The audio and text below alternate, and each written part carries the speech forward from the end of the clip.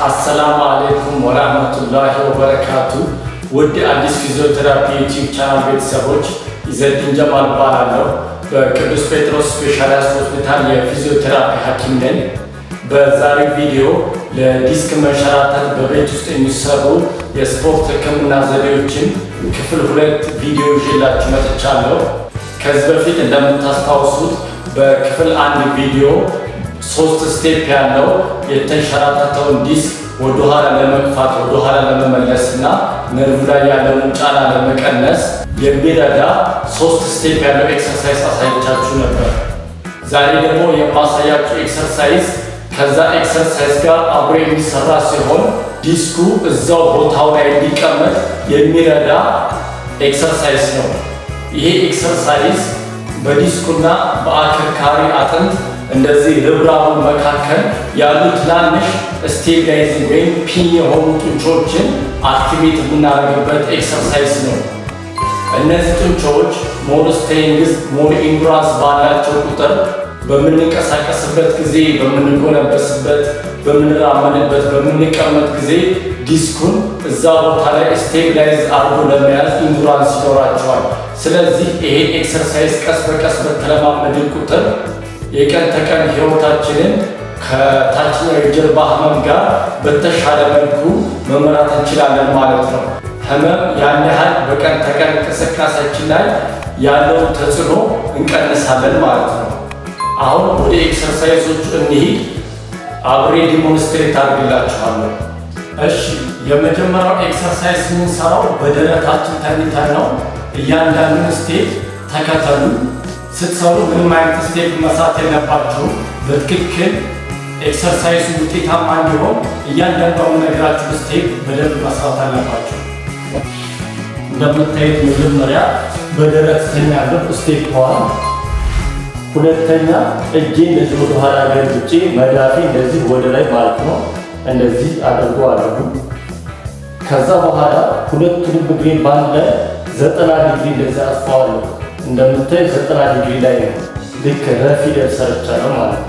እንደዚህ ወደ ኋላ ወይም እንደዚህ በጣም ወደፊት መምጣት የለበትም። ኤክሰርሳይሱን ስንሰራ 90 ዲግሪ ላይ ቆይ አድርገን ነው የምንሰራው። ስለዚህ ኤክሰርሳይሱ ምንድነው የሚሆነው? ቀኝና ግራ ትከሻ ከአንገት ጋር አብሮ ትንሽ ትንሽ እያፈራረቁ ወደ ላይ ማንሳት ነው። አንድ ጊዜ 5 ጊዜ ሰርቼ ላሳያችሁና እናንተ ጋር ደግሞ ሰራለን። እንጀምር። 1 2 3 4 5 ኤክሰርሳይሱ ስለዚህ ይሄንን ይመስላል ማለት ነው። እንደነገርኳችሁ እግራችሁን በምትሰሩበት ጊዜ በጣም ወደፊትም እንደዚህ ወደ ኋላ ማድረግ የለባችሁ። ልክ እንደ ወይም ኤል ፊደል 90 ዲግሪ ላይ መያዝ ነው ያለባችሁ። እጃችሁ ልክ እንደዚህ ወደ ኋላ ሆኖ እንደዚህ ነው መሆን ያለበት። ስለዚህ ይሄኛውን ትከሻ ከሆነ ማነሳው አንገቴ በዚህ በኩል ነው የሚዞረው። ያኛውን ትከሻ ሳነሳ ደግሞ አንገቴ በዛኛው በኩል ነው የሚዞረው ማለት ነው። ሌላኛው ደግሞ ይሄ ኤክሰርሳይዝ ውጤታማ እንዲሆን ማድረግ የምችሉት አንድ ነገር ምንድነው? ልክ እንደዚህ ተነሳችሁ አይደለ? ወደ ታች ላይ ስትወጡ ቶሎ አትመለሱ። በኩል ፍጥነት አሉት። ለምሳሌ እንደዚህ ቀስ ያልኩ ተነሳሁ፣ ስመለስም ቀስ ብዬ ነው የምወርደው። በዛኛው ሳይድ እንደዚህ ቀስ ብዬ ነው የምነሳው፣ ቀስ ብዬ ነው የምወርደው። ይሄ ኤክሰርሳይዝ ስትሰሩ እዚህ ጋር የተወሰነ ፊሊንግ ይሰማችኋልና ይሄንን በሁለቱም ሳይድ 10 ጊዜ እስከ 15 ጊዜ ጠዋትና ማታ እየደጋገማችሁ ትሰራላችሁ። ይሄንን ደግሞ ቀስ በቀስ ቀን በቀን በሰራችሁ ቁጥር ቁጥሩን ማሻሻል አለባችሁ። ዛሬ 10 ከሰራችሁ ነገ ወደ 15 ለመስራት፣ ከነገ ወደ 20 እንደዛ እያላችሁ ማሻሻል አለባችሁ ማለት ነው። ታዲያ ይሄ ኤክሰርሳይዝ እንዴት ነው የዲስክ መንሸራተትን ለመጠገን የሚረዳው ብላችሁ ከጠየቃችሁ ይሄ ኤክሰርሳይዝ በዋነኝነት አክቲቪቲ የሚያደርገው መልቲፊደስ እና ሮታተርስ እና ትራንስቨርሳሊስ የተባሉ 3 እያንዳንዱ የአከርካሪ አጥንቶቻችን መካከል ያሉ ጡንቻዎች ነው። እነዚህ ጡንቻዎች ከዲስኩም ጋር እዛ አካባቢ ካሉ የመገጣጠሚያ ክፍሎች ጋር የተገናኙ ናቸውና እንደምታውቁት አብዛኛው የሰውነታችን ኒውትሪየንት ወይም ንጥረ ነገር በጡንቻችን ውስጥ ነው የሚከማቸው። የምንበላው ፕሮቲን፣ ካርቦሃይድሬት፣ ሚነራል ጡንቻችን ውስጥ ነው ስቶር የሚሆነውና እነዚህ ጡንቻ ውስጥ ያሉ ኒውትሪየንቶች ናቸው የሰውነታችን የተጎዳ ክፍል ለመጠገን የሚረዱት። እንደዚሁም በሽታ ሳይገጥመን ደግሞ ኢንፌክሽኖችን፣ ቫይረሶችን፣ ባክቴሪያዎችን የሚዋጉት እነዚህ በጡንቻችን ውስጥ ያሉት ንጥረ ነገሮች ናቸው። እነዚህ ንጥረ ነገሮች ደግሞ የሚዘዋወሩት በደም አማካኝነት ነው።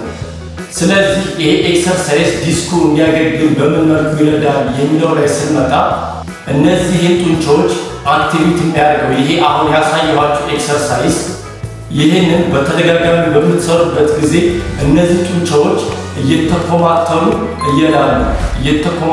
እየላሉ ነው። ልክ ጥንክር እንደምናደርገው ልልት እንደምናደርገው ማለት ነው።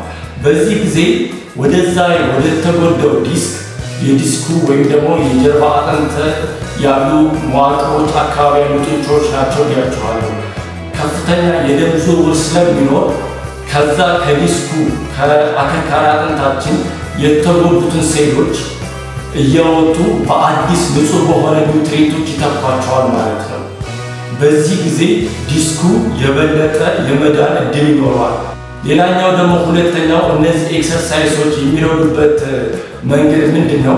እንደምታውቁት እኛ የሰው ልጆች ለመንቀሳቀስ የመስኩሎስኬሌታል ሲስተም ያስፈልገናል። ያ ማለት የጡንቻዎችና የአጥንታችን ሰውነታችን የሚሰራበት መዋቅር ማለት ነው።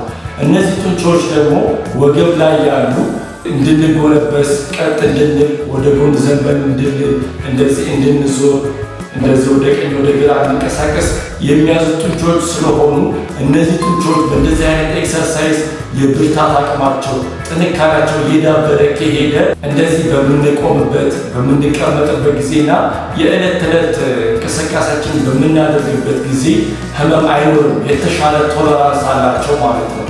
እንደዚሁም የዲስክ መንሸራተቱ እንዳይባባስ የተሻለ ሳፖርት ይሰጣሉ ማለት ነው ለአጥንታችን ለሰውነታችን ማለት ነው። በዚህ መልኩ ነው ይሄ ኤክሰርሳይዝ የዲስክ መንሸራተት ያለባቸው ሰዎች ሊረዳ የሚችለው ማለት ነው። ስለዚህ ቅድም እንደነገርኳችሁ ይሄንን ኤክሰርሳይዝ ከዛኛው ኤክሰርሳይዝ ጋር ሚክስ በማድረግ ሞክሩት። የተሻለ ለውጥ ይሰጣችኋል። ሀሳብ፣ አስተያየት፣ ጥያቄ ካላችሁ ዲስክሪፕሽን ቦክስ ላይ ባለው ቴሌግራም አካውንት ወይም እዚህ ታች ላይ ጻፉልኝ፣ ዲስከስ እናደርግበታለን። ሌላኛው ደግሞ የምነግራችሁ ነገር እነዚህ ኤክሰርሳይዝ ስትሰሩ ከፍተኛ ህመም ሊሰማችሁ አይገባም። ማለት ልክ ስትሰሩ ህመሙ የሚሰማችሁ ቦታ ላይ ቶሎ መመለስ የለባችሁ፣ ህመሙን መታገል የለባችሁ እና ይህንን ኤክሰርሳይዝ ሞክሩት። በተለይ አረብ ሀገር ላላችሁ ሰዎች ይሄ በጣም ጥሩ መፍትሄ ነው።